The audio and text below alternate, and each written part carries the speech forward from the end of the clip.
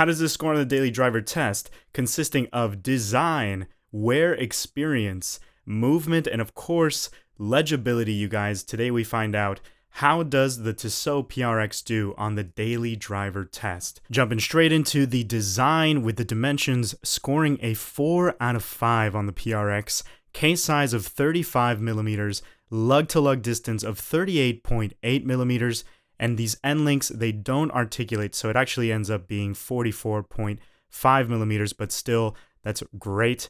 Thickness of 11.5 millimeters and a lug width of 24 millimeters, but that center lug is going to be 11 millimeters. And now that case shape and finish with a perfect score of 5 out of 5. The PRX went with the classic barrel case shape. It's that signature sporty integrated look, sharp angular case shape. You know, some would say this was heavily inspired by the vintage Rolex Oyster Quartz watches. You can't really blame Tissot for that, honestly. I mean, the case shape, it's a winner, you guys. It's an absolute winner. Fine brush finish on the tops and sides of the case with a small hairline chamfered edge on that top side of the case to add a nice little reflective outline. Nice little touch by Tissot. The bezel on the PRX is a lot thinner than I'm used to seeing as well. It has this outer ring, and then if you see here, it slopes into this flat ring on top. So lots of reflective surfaces on the bezel itself. Not in a loud way. It's very subtle, very modest, but it's there. See-through case back to let you see that Powermatic 80 movement. Nothing fancy, only a little lasered Tissot name and pattern on that rotor. And now moving on to the crown with a 5 out of 5. Honestly, this crown is just the perfect size and shape for the dimensions of this watch. It is signed with T for Tissot. It's not screw down, but it's very sturdy and it's easy to wind and also to set the time. All right, and now moving on to the bracelet, which is quick release. And again, all finely brushed surfaces, but we keep seeing these little high polish accents all throughout the finishing. You can see here in between each link that Tissot is doing that. And it seems simple, but actually you can tell Tissot put a lot of thought into the look and feel of the design. Nice taper going from 20 millimeters down to 16 millimeters all the way to the clasp, which is signed Tissot. And it is a milled butterfly clasp, no micro adjust, but you're getting those half links, and actually all the regular links on this bracelet are pretty small. And Tissot gives you quite a few to take off, so getting a perfect fit is pretty easy. And this bracelet also integrates itself perfectly onto the watch case. And part of this, I believe, is due to the end links themselves. They are fixed, and if you notice, they have a small taper on them. They act as an extension of the case lugs. So you don't notice the transition from the angular case to the flat lugs at all. And really, my only criticism is that if you notice, running your finger up towards the watch links themselves, they're rounded, but coming back down on the opposite way, they remain square and angular, so you can actually feel the edges of each link. So I think I would have liked to see rounded corners to keep that smoothness consistent. And such a minor detail, I know, but a watch in the $700 price point, I have to nitpick the bracelet just a tiny little bit. And all in all, I mean, still really well done. I gave the bracelet a 4 out of 5. Alright guys, now moving on to the dial. Sapphire crystal on top, baton hands, and applied hour markers with little dashes indicating the seconds. Pretty elegant, I think. They all have a mirror polish that plays with the light very well. The date window at 3 o'clock. And if you notice, Tissot still kept a small lume pip on the side of that date. I love when dials have that. It's just practical. Lume is super luminova on the hands and the hours, and I'll give you guys a lume shot later in the video. The star of the show is definitely going to be the dial with that waffle pattern. And of course, this is the mother of pearl dial, which is only available in the 35mm PRX models. It's a grid line pattern of these tiny little raised squares, and the whole thing just shimmers in all lighting conditions, honestly. I definitely think it's more interesting than the original quartz models that came out on the PRX with just that sunburst. Dial on the PRX getting a 5 out of 5. Alright, and at the time of this video, the PRX Mother of Pearl retails for an increased $750 on Tissot website. I think a little cheaper on Amazon, maybe like $725.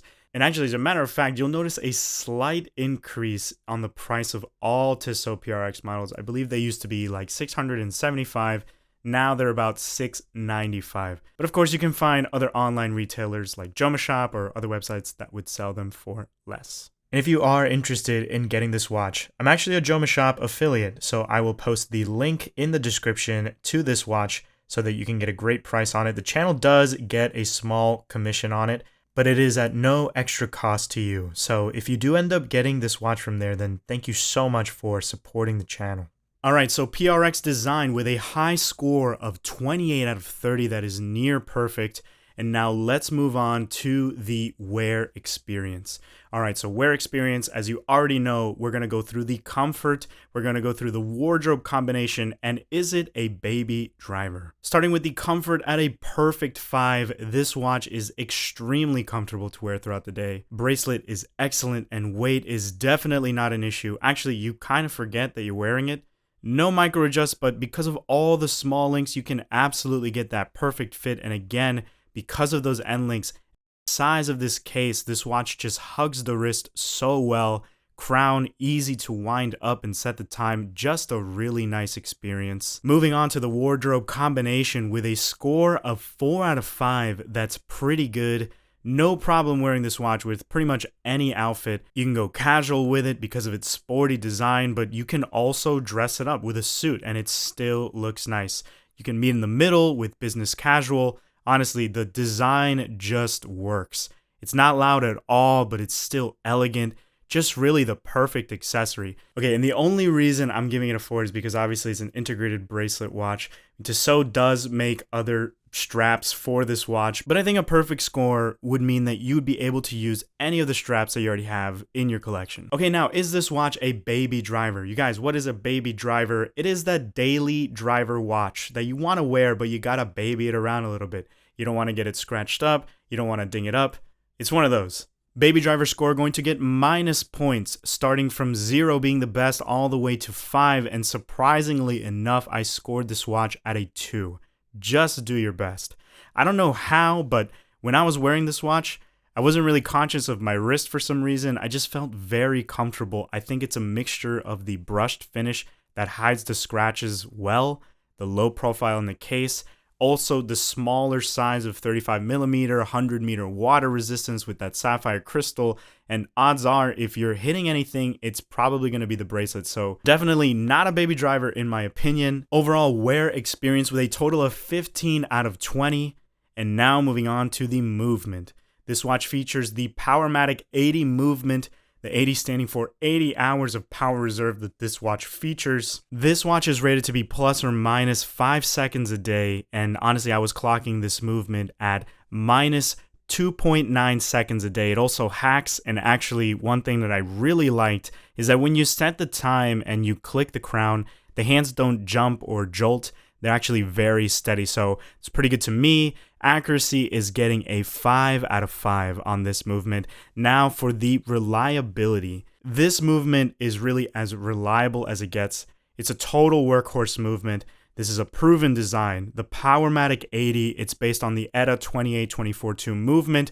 That movement is so robust, it's so reliable. Tissot has made some modifications to the 28242 so that they could achieve the 80 hours of power reserve that this watch has, but the core design actually remains solid. And I know that there's this myth that you can't service the Powermatic 80, but actually that's not true. You can send this movement to Tissot and they can service it for you, or they can exchange it for a new one. They even give you a 2-year warranty on the actual service itself if anything happens. So all in all, I mean, it's all positives for you.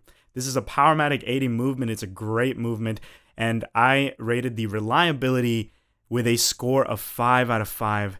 That's perfect. All right, moving on to complications. This watch includes the date, which is perfect for a daily driver. So complications going to be a score of 4 out of 5 with pretty good.